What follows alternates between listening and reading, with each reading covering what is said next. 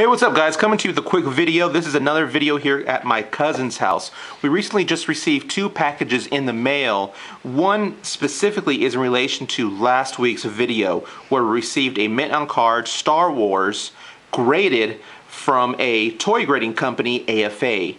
In this package here you see in front of you, I received this today, and it is another graded AFA figure like I mentioned, but it's a loose figure. Believe it or not, AFA, I'm pretty sure most of you do know, but for the ones that are barely getting into toy collecting, they do grade loose figures, if you want to say. Now this one was one of my personal collections that I've had for, I would say, a couple months now.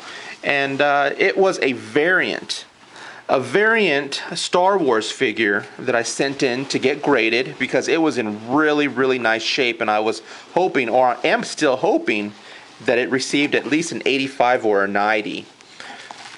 So here it is. This is my second graded AFA loose figure. I'll show you my first one. You guys probably seen my first one in making little cameos here and there in my other videos. So again, in relation, this is my second one. Here it goes.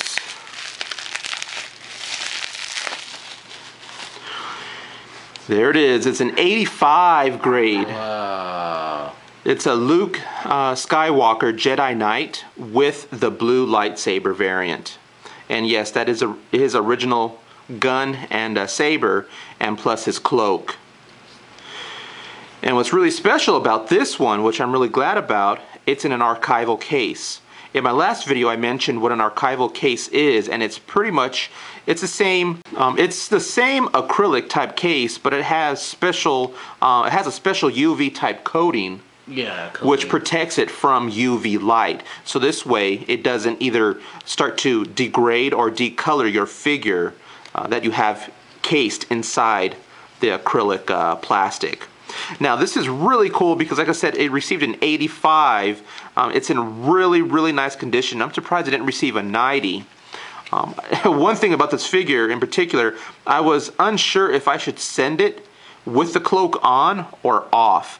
I've seen some of these Luke Skywalker Jedi ones or Jedi figures with their capes off, pretty much just folded neatly in the back, and I was unsure, if I should do that because he does look pretty cool with his cape on, but unfortunately in the glass case it looks kind of awkward. Anyways, regardless, I'm happy with it. As you can tell, there's the grade. It's an 85 near mint blue lightsaber. And like I mentioned before, this is my second one that I received. My first one is here. Let me show that to you, that I received a couple months ago, and I'm pretty proud of it also. There it is. It's my Yoda, 1980, and it's another variant. It's the brown snake. Really cool. And this one received a 90. The differences between an 85 and a 90, like I said, are probably very tiny. I won't be able to even detect, I can't even tell what the difference is, or why one's graded at 90, one's graded at 85. Not too sure, but regardless, this one, however, is not in an archival case. I'm thinking about sending this back to AFA, I think for like maybe $20, $25 more. They will actually reseal it in an archival UV protected case. I'll probably do that a little bit later on, but these are the two that I have now. So yeah. Two of my collection. So there you go. The next part of this video, guys, I do want to show an item, a really special item that came from Brazil. It came from Brazil, and however, we're not too, or at least my cousin's not too happy about the packaging. So what I want to do here, guys, I'm going to cut the video here. Don't open it just yet. I'm going to cut this video here because I want to basically document and show in a different video how not to send a figure. So pretty much another video will be like, hey, don't send your figure in this type of box or packaging because this will happen. So let me cut the video. The next thing you'll see is it actually opened out of the package. So here it is, guys. This is what my cousin received today. As you can tell, it's a really rare figure. You want to give just a little brief information. If you want to see the unpackaging also of this and more detailed information, I'll put a description here, or at least a link in the description box, so you can jump to part 2 of the video, or at least the second addition to the video.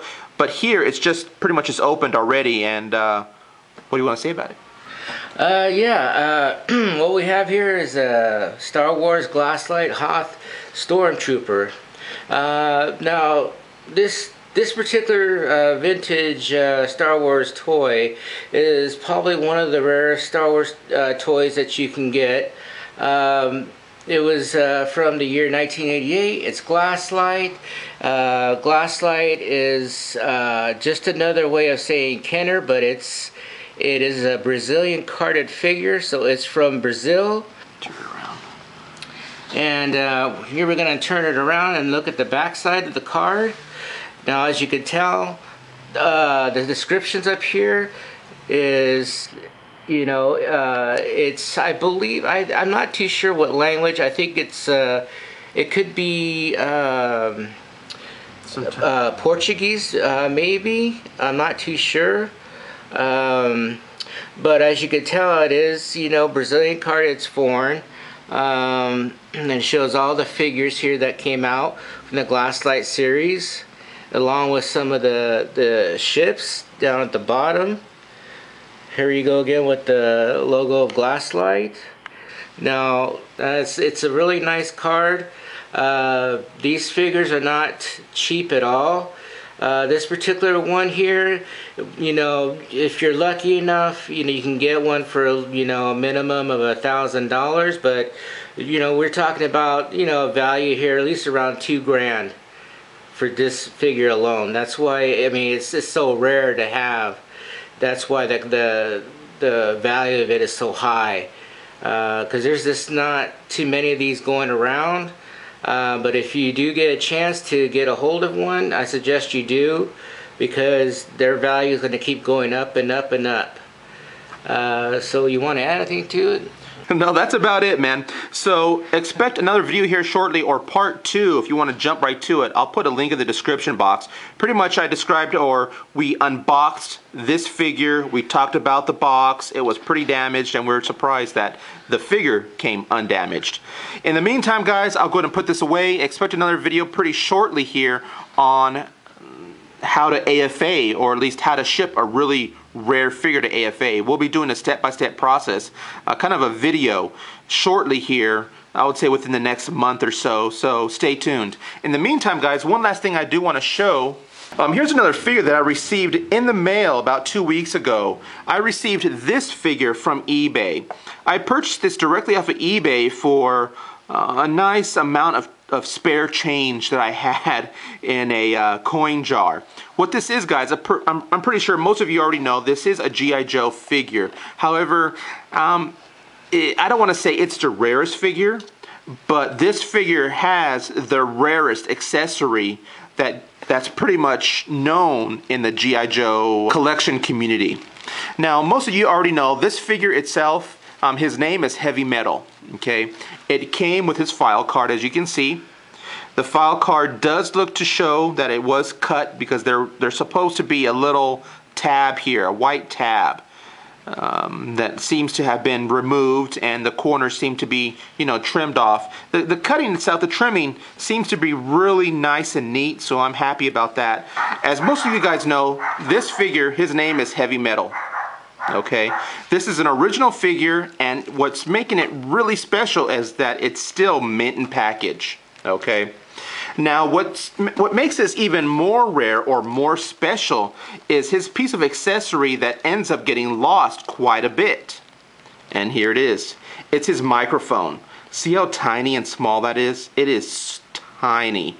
So, of course, it is known for it to get lost. A lot of figures right now on eBay or anywhere that you find do not include this. I've seen on eBay this headset alone go from anywhere from about $75 to over $100 sometimes just for the piece of headset. It's that rare, okay?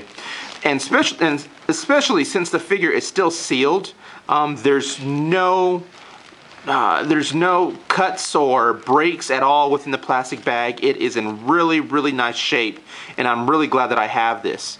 Now, I plan to get a different file card for this, only because I want an uncut file card. This was included in the box when you purchased the G.I. Joe Mauler tank, the actual big tank itself. There was nothing really that you can cut out on the back of the box. This was a insert that was included inside the box that had a white tab, kind of like your G.I. Joe mailers or those mail-ins that you see with the red backing. However, like you see here, see, this was not, this was actually inside the box. So again, I plan to probably purchase another one here shortly, but I'm pretty sure I might send this into AFA to get graded once I get the new file card, the uncut file card. Because like I said, it's in really, really nice shape. There are no cuts or holes, major holes within the bag. There are small little holes, you know, probably from age itself, being the fact that, of course, you know, it's 30 years old or over 30 years old, so it's kind of expected. But that's pretty much it, guys. So this is going in my collection, as well as these figures here. And then my cousin is cleaning off his glass light figure, so expect another video here within the next few weeks. So thanks for watching, guys. If you have any questions, comments, concerns, hit me up, let me know. Thanks for watching, and peace. And they will reseal it in our they will reseal it. But I'll